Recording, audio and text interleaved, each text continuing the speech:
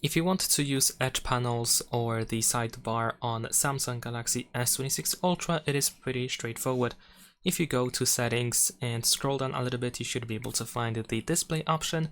Then over here, scroll down and find edge panels. You can turn it on or off quite easily just by tapping on the switcher, but also you can go to edge panels, and then in here you can of course customize it a little bit.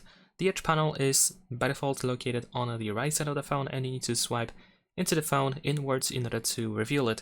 Here we can find of course some of the Samsung tools. We can also find some apps that we can customize, of course, so you can decide which apps should be easily accessible via this sidebar.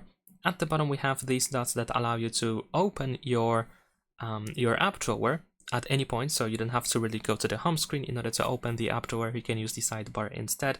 Also, we have this pen icon that allows you to go into this customization section over here. So now we can of course decide which apps we want to have on the sidebar. You can of course easily add and remove apps in here. In the upper right corner you can include those Galaxy AI tools. You can decide which ones should be accessible, but also instead of apps you can also include contacts, some specific tabs, weather information, tools, and so on and so forth. As you can see here, we have many different options.